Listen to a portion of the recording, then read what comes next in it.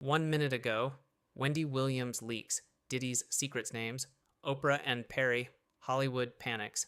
Manhattan, New York. The courtroom was tense, a buzz of anticipation crackling beneath the surface. It was a landmark trial, United States vs. Sean Diddy Combs, and the nation watched with bated breath. But no one expected what came next. Wendy Williams, the queen of hot topics, the woman they tried to silence, was called to the stand. Her entrance was not a media spectacle. There were no waves or smiles. It was somber, deliberate, a woman walking back into a room that once buried her, not for redemption but for reckoning. This wasn't a TV moment, it was federal testimony, and it would rattle the foundations of an industry that had long depended on silence. Wendy adjusted her mic, slowly, deliberately, looking directly at the jury. Her voice was calm, unwavering. I was never messy. I was never bitter. I was never lying. I was early. With those words, she set the tone. She was here to do what few dared name names, speak truths, and expose the ecosystem that protected the powerful. She laid a stack of documents on the stand, transcripts, emails, show notes, her arsenal against decades of gaslighting and retaliation. She began with Diddy, the nucleus of the case, but quickly widened the lens. When I first started talking about Diddy, she began, I wasn't trying to tear him down. I was trying to wake people up. She painted a timeline stretching back to the early 2000s, program directors warning her to stop advertisers pulling out veiled threats from industry insiders. You're doing too much, Wendy. You're going to get hurt. She described being ambushed outside her station by the girl group Total after making on-air remarks about them being broken. That wasn't a coincidence. That was coordination. Every attempt she made to expose Diddy's patterns, his alleged control, his retaliations, the rumored freak-off parties was met with swift backlash, dropped sponsors, canceled appearances, calls from label execs warning her to back off. You can blackball me, you can threaten me, but you can't erase me. She turned the spotlight next to Jay-Z. You can't talk about what Diddy did without talking about the people who stood next to him, smiled with him while the abuse was happening. That includes Jay-Z. Wendy brought up Foxy Brown. She was 15. Jay-Z, then 27, was closely involved in her early career. Wendy pulled out lyrics from Foxy's debut album reportedly written by Jay. Ain't no nump like the one I got.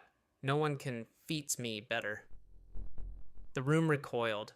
She continued with a chilling pattern, school pickups, shopping sprees, and alleged grooming. Then she dropped the bomb, a rumored tape involving Jay-Z, Foxy, and Jamie Foxx allegedly stolen during a home break-in. Coincidence? I think not. She explained she was fired from her top-rated radio show after suggesting Jay-Z's relationships needed investigation. They called me toxic, but now you're seeing everything I asked was worth asking. Wendy then pivoted to the parties. Not just parties she insisted, but operations. I was the first to say it, those weren't parties, they were operations. She referenced Karen Superhead Stevens, who described Diddy's paranoia, drugs, and strange setups on air with Wendy years ago. IV drips, medical assistants, ritualistic behavior. She produced a pseudonym-only list of sources. Each account matched testimonies already on record: Cassie Ventura, Gina Hung, John Deal. Then came the infamous baby oil. I said it on air as a joke, but it wasn't funny. They really found over 1,000 bottles. Wendy leaned back in her chair, composed. All these years later, and we're finally here. Now it's not gossip, it's evidence. The prosecution then shifted the spotlight to Cassie Ventura. Wendy spoke with reverence and regret. I saw a scared girl. I saw imbalance, and I said it. Something about that relationship was off. She described Cassie at 19, Diddy pushing 40. The control, the fear, the psychological imprisonment wrapped in luxury. She didn't need a boyfriend. She needed a bodyguard. She reminded the jury of a moment on her show, Cassie flinching when Diddy raised his voice. People called it nerves. I called it trauma. But nobody listened. Wendy then mapped her broadcasts against Cassie's eventual claims in court: phone access, surprise visits, unauthorized entries. When I said it out loud, my show sponsors pulled the plug. She recounted Cassie leaving Diddy in 2018 after he allegedly broke into her home. That wasn't the first time he showed up uninvited. When moguls want control, they don't need permission. They make the world rearrange itself around them. She explained the dynamics of grooming isolation obedience through wealth and fame. He didn't love her. He owned her. And when she broke the chain, she became dangerous. Then Wendy gave her final volley of the day. Everything in that lawsuit, I saw the signs. I said it publicly. And now she's finally being heard. But at what cost? As she adjusted her mic, her tone dropped. You don't get to talk about men like Diddy and walk away clean. I knew that, but I didn't know how deep it would go. Wendy recounted a warning from a label executive. Stop talking about Puff or else. She didn't flinch. The next week, her time slot was gone. Sponsors evaporated. Her name blacklisted. Yet she stayed loud. That wasn't just a confrontation. That was a message: we can get to you. She produced emails from PR firms distancing from her show. Per client instruction, we will no longer be booking talent on Wendy Williams' show. She nodded at the name on the page. That client was Diddy. And so ended part one of Wendy Williams' testimony. Not with outrage, but with surgical calm. She hadn't raised her voice, but she had reshaped the conversation. The jury sat still, the gallery silent, and behind it all the first layer of silence had just begun to crack. Wendy Williams sat back in her chair, posture rigid yet unshaken, her expression unreadable as murmurs swept through the courtroom. But when the judge called for the continuation, she leaned in again, this time slower, deliberate. You want to talk about silence. Let's talk about who benefits from it. The prosecution gave her space to speak, asking no further questions for several moments. Wendy scanned the room as though measuring who was really listening.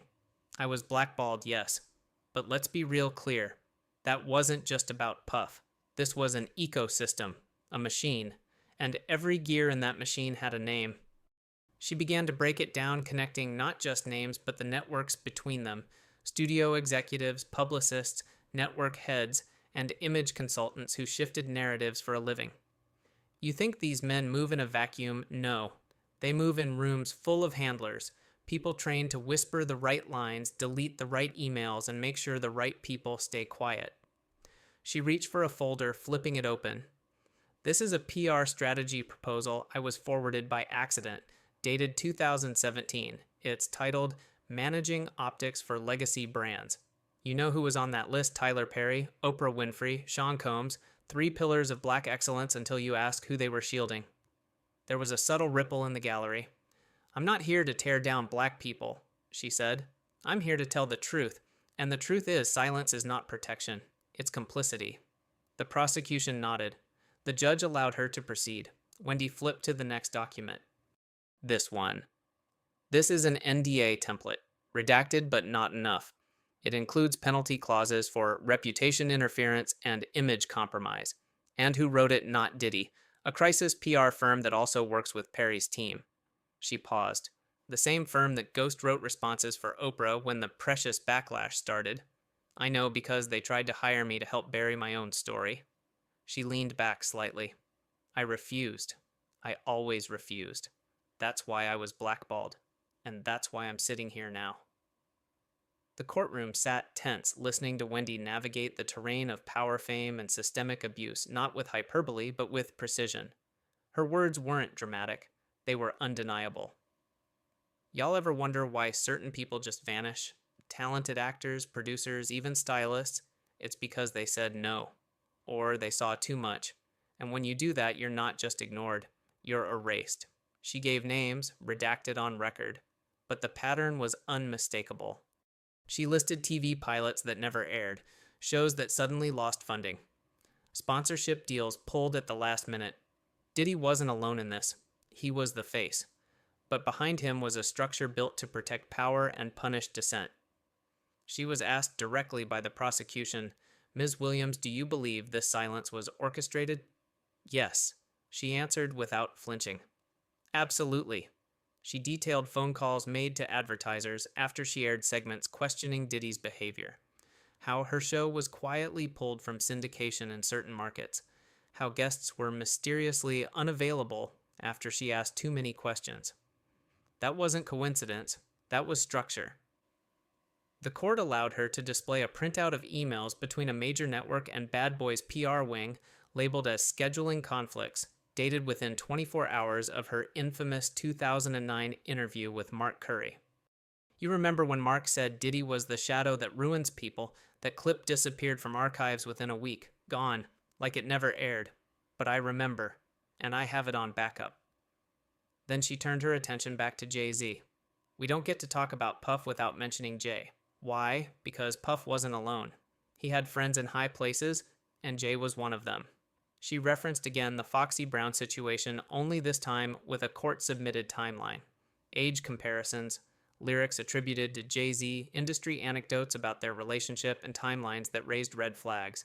I called it out. I was the only one. You think I got applause? I got silence.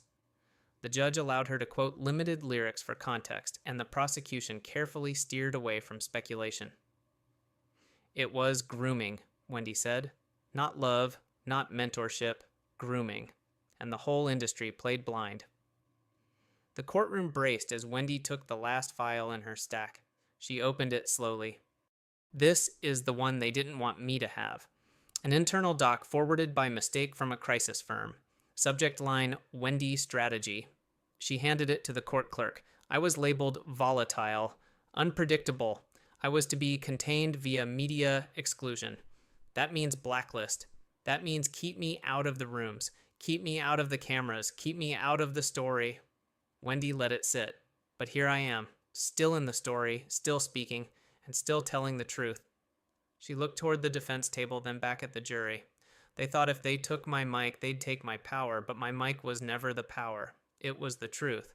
And now the truth is loud. The prosecution signaled they had no more questions for that day. Wendy's voice had carried the entire afternoon.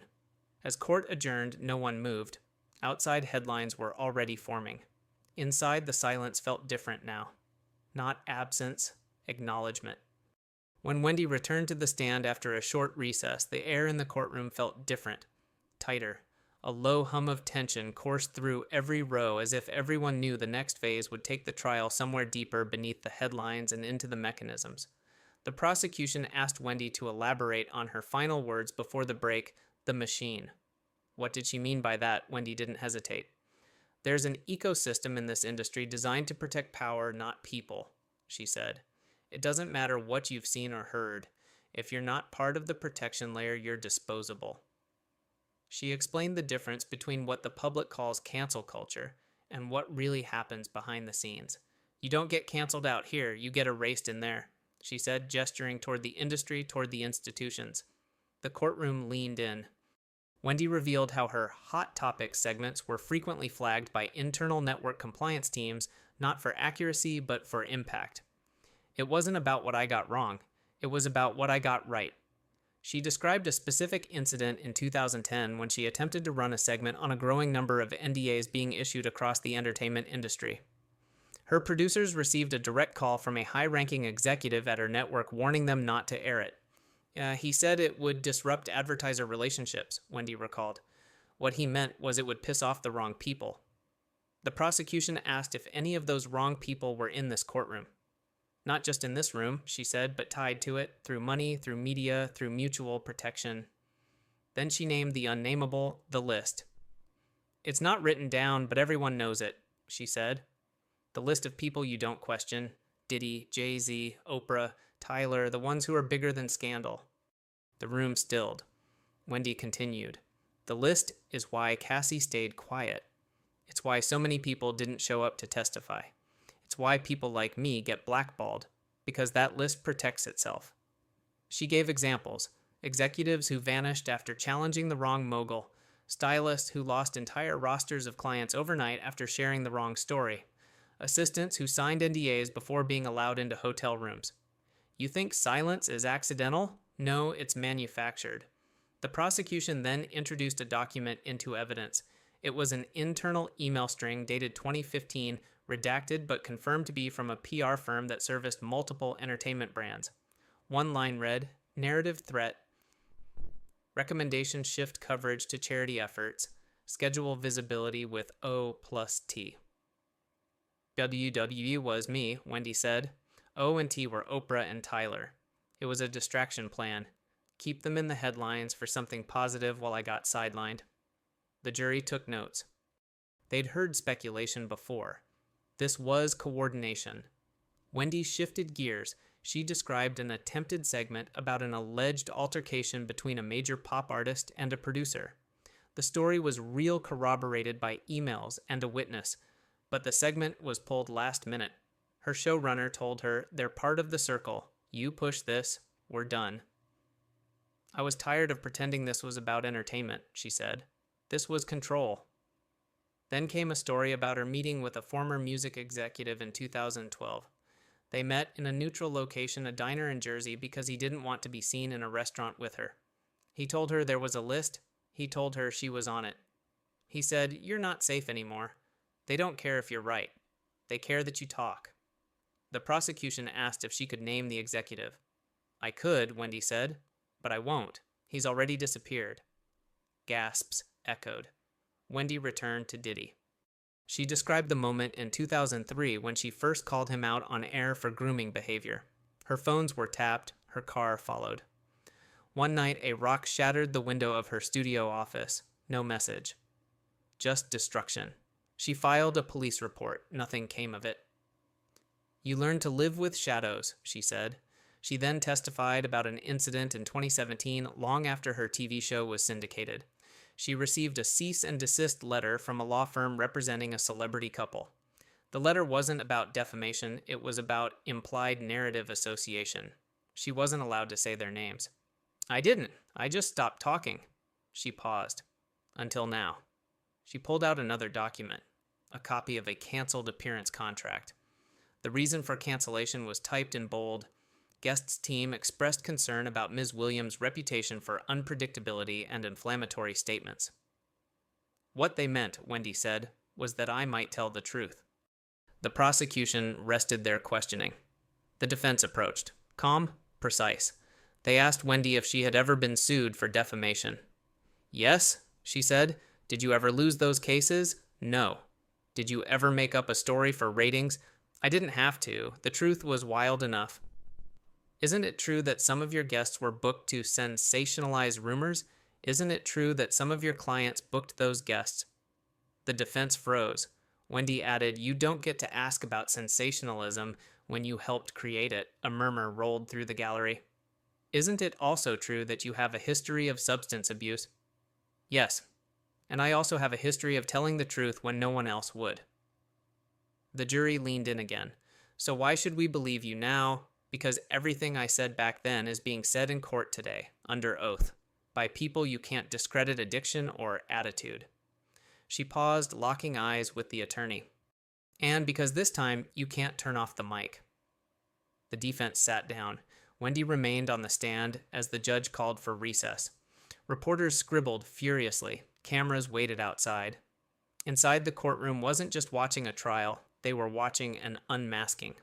This wasn't just testimony, it was a reckoning. Wendy took a deep breath before shifting into the darkest part of her testimony: retaliation. "Speaking out in this industry isn't brave, it's dangerous," she began. "And the danger doesn't come with a warning label, it comes with silence, with absence." She recounted how following her early broadcasts exposing industry abuse, she began receiving coded messages. "You're too visible to fall quietly," Wendy, one message warned.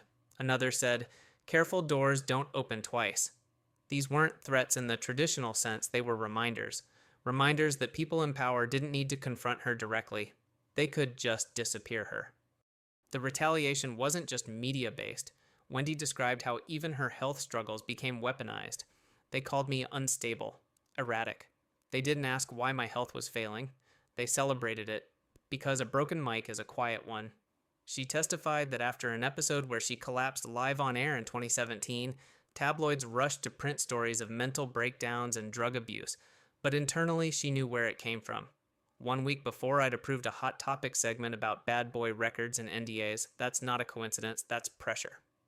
Then came the moment that changed everything. An anonymous source sent Wendy a package. Inside a burner phone, a single USB drive, and a note that read, "Protect yourself. It gets worse." The drive contained audio of a meeting names redacted discussing how to neutralize the Williams problem.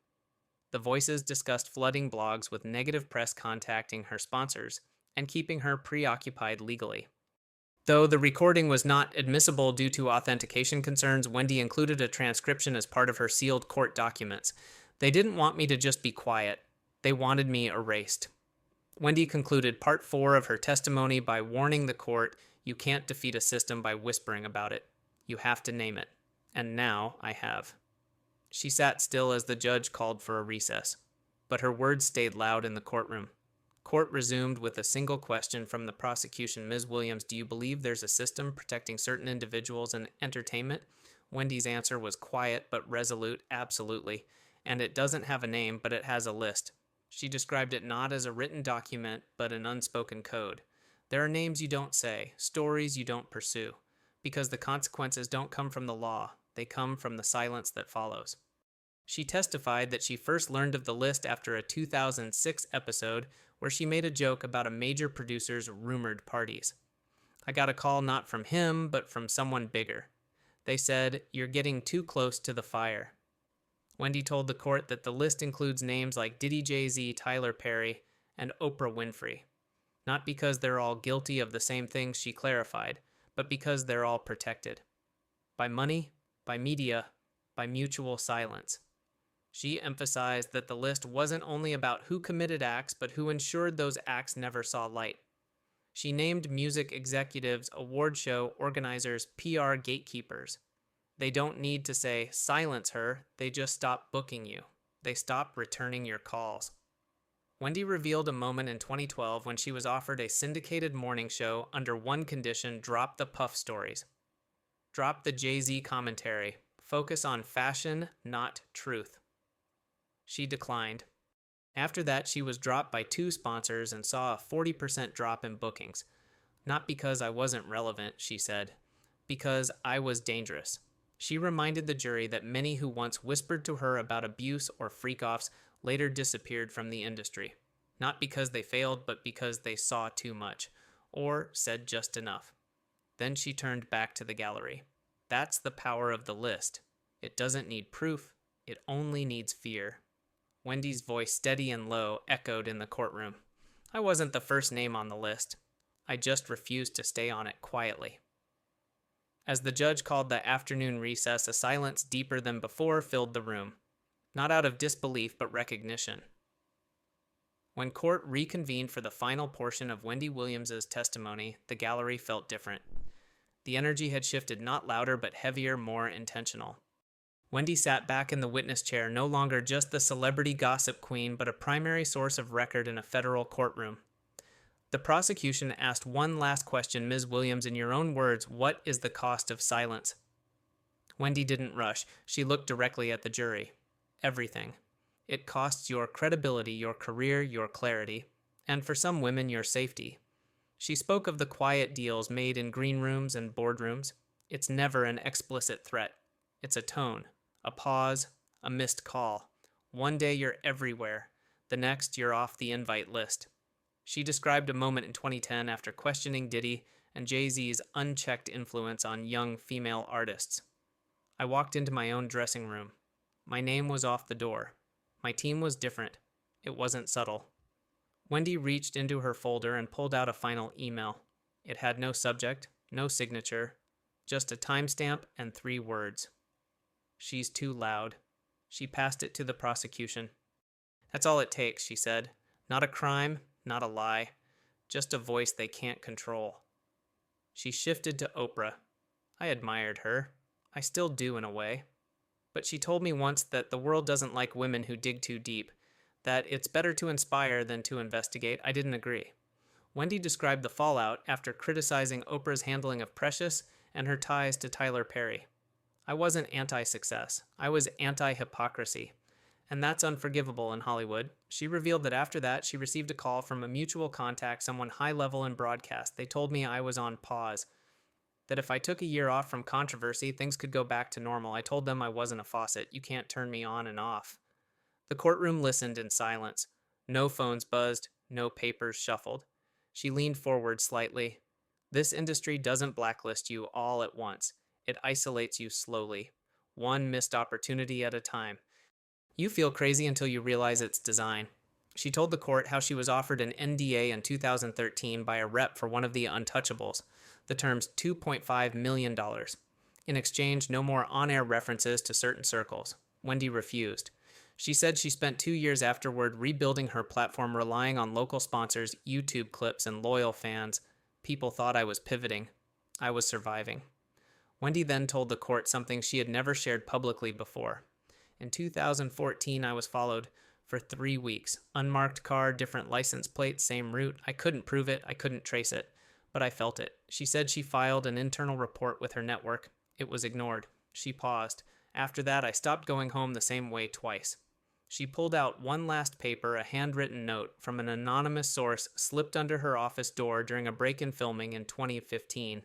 It read, "Stop saying names. They are not yours to speak." I kept that, she said, because it confirmed everything. Then she returned to Cassie Ventura.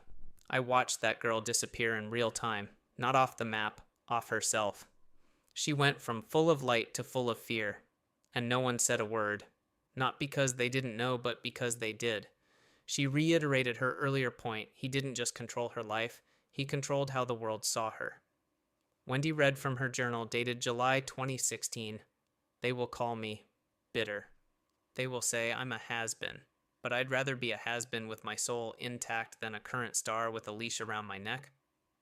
The courtroom was silent. The judge allowed her to deliver a closing statement to the jury. Wendy didn't stand. She didn't need to. You've heard stories about Diddy, you've heard facts, but now I want you to hear a warning. She locked eyes with them. If you let this man walk without accountability, not just for what he did, but for what he was allowed to do, you send a message to every powerful predator behind him that the game is still rigged, that the silence still works.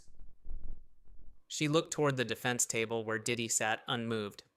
Mr. Combs built a machine, not just of music, but of manipulation, of fear, of optics. He didn't act alone, but he acted freely, for decades. Then she looked back at the jury. And if I lose everything again for saying this, so be it. But let it be written in this courtroom record that someone stood up and called the system what it is, a machine. One that eats truth, repackages it as rumor, and silences anyone who dares not play along. She exhaled. I was early, but I was right.